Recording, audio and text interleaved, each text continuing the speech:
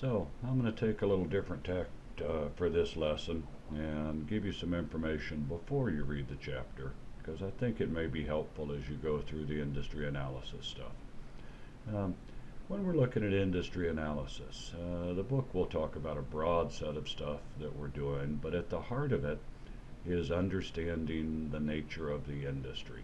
And really that comes down to the industry structure, as there is pretty significant evidence to suggest that industry structure makes a big difference in determining the average level of profits for an industry.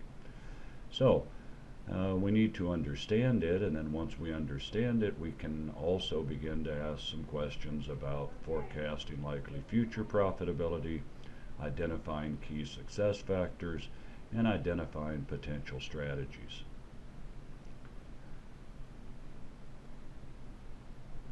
Oh, maybe at the heart of all this is answering a question that says, why do some industries perform better than others?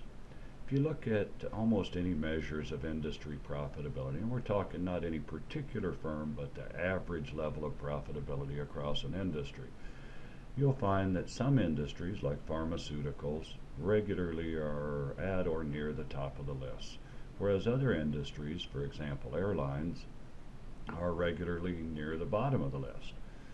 Question is, why? Are there factors that we can look at that can predict on average how profitable an industry is likely to be? Well, it turns out that there are, but to get there we have to go back to the basics of microeconomics. And I know that can be a little scary, but I'm not going to ask you for a lot of detail. I'm just going to ask you to remember a couple of pretty simple things. One is supply and demand, and the other is information on the nature of industries. You probably will recall talking about monopolistic industries, oligopolistic industries, and perfect competition. Right? Because when we look at industries, perfect competition is kind of the idealized state. In perfect competition, there's lots of firms, no barriers to entry or exit. Products are relatively homogeneous. Think about bales of wheat or barrels of oil. And firms are assumed to have perfect information about the ideal production function, the nature of supply and demand, etc. But turns out that that's not really a reality for most industries. And instead what we get are oligopolistic, duopoly, where there's really only two major players, and monopoly. Well, monopolies in the U.S. at least are typically regulated out of existence. So what we're really interested in is oligopolistic industries, where there are some major players and then a variety of smaller players. And in those kinds of industries, there may well be some barriers to entry or exit. The potential for products to be differentiated, that is, they're not all exactly the same, and the reality of business where there is imperfect information. So, we think about our microeconomics, we're really asking kind of what are the forces that are going to work to balance supply and demand to push industries towards perfect competition. And remembering that in perfect competition, firms are only supposed to earn a normal return on their investment. If you want the picture, here it is, where supply and demand intersect. That's our equilibrium quantity and equilibrium price for the industry. And so we need to think about what are the forces that work to bring supply and demand back to equilibrium. Well, it turns out there are a variety of these. First one, and probably the one that you best remember, is this notion of entry. The idea is that if there is not enough supply in the industry and firms are able to earn above average or above normal returns, that's going to attract other firms to the industry.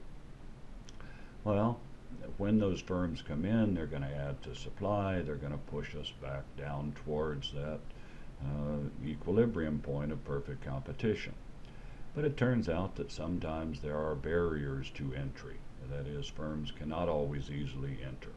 So that's one force that we need to think about. A second is the power of buyers. Buyers are generally not thrilled to know that the price they're paying is making the people they're buying it from rich. So they're going to try to appropriate some of that value. Whether they can or not, well, we'll see as we go through the book and the rest of the lesson. There's a variety of factors that help us determine whether or not buyers are going to be able to do that. But it's certainly a force that, all else equal, will push for an industry back towards perfect competition. Similarly is the power of suppliers. They are also going to want to capture some of the value if an industry that they are supplying is earning above normal returns. So they're going to try to find a way to capture a piece of that value to get the firms in the industry to pay more for the things that are being supplied. Again, whether or not suppliers have that power is going to vary industry to industry depending on a variety of factors. Substitute products, this is one you got to make sure you get clear in your head. These are products from other industry. One that's mentioned in your books, probably the best example, is a short haul airline. To fly from New York to Boston, there are alternatives. You can drive, you can take the train, you could take a bus. Those are alternative products, if you will, from other industries that serve essentially the same purpose.